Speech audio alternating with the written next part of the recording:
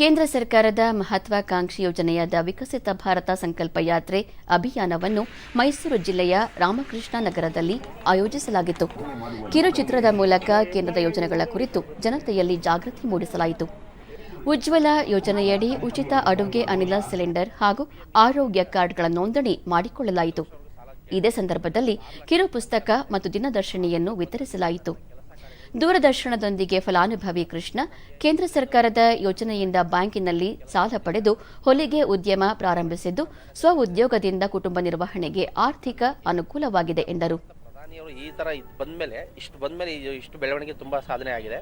ಬೀದಿ ಮೇಲೆ ವ್ಯಾಪಾರ ಮಾಡ್ತಿದ್ರೆ ನಮ್ಮ ಫಲಾನುಭವಿ ತಾಯಮ್ಮ ಬ್ಯಾಂಕಿನಿಂದ ಸಾಲ ಪಡೆದು ತರಕಾರಿ ಮಾರಾಟ ಮಾಡುತ್ತಿದ್ದು ಸ್ವಾವಲಂಬಿ ಜೀವನ ನಡೆಸಲು ಸಹಕಾರಿಯಾಯಿತು ಎಂದರು. ನಮ್ಮ ರಾಜಣ್ಣವ್ರು ಮತ್ತೆ ಫಸ್ಟ್ ನಾವು ನಮ್ಮ ಕೇಂದ್ರ ಬ್ಯಾಂಕ್ ಓಪನ್ ಆದಾಗ ನಾವು 10,000 ತಗೊಂಡಿದ್ದು. ನಮ್ಮ ಬ್ಯಾಂಕ್ನವರೇ ಕೊಟ್ಟಿದ್ರು. 10,000ದಿಂದ ಲಾಸ್ಟಿಗೆ 25 ತಗೊಂಡಿದ್ದು. 25 ಲಾಸ್ಟ್ ತೀರ್ಸಾದ್ಮೇಲೆ ಇವಾಗ 50,000 ಕೊಟ್ಟಿದ್ದಾರೆ. ಈಗ ನೆಮ್ಮದಿಯಿಂದ ಊಟ ಮಾಡ್ತಾ ಇದ್ದೀವಿ. ಮೈಸೂರು ಮಹಾನಗರ ಪಾಲಿಕೆ ಸದಸ್ಯೆ ಲಕ್ಷ್ಮೀ ಕಿರಣ್ ಮಾದೇಗೌಡ ಮಹಿಳೆಯರಿಗೆ ಆರೋಗ್ಯ ವಿಮೆ ಕಾರ್ಡ್ ಬಗ್ಗೆ ಮಾಹಿತಿ ನೀಡಿದ್ದು ಇದರ ಸದ್ಬಳಕೆ ಮಾಡಿಕೊಳ್ಳುವಂತೆ ತಿಳಿಸಲಾಗಿದೆ ಎಂದು ಹೇಳಿದರು.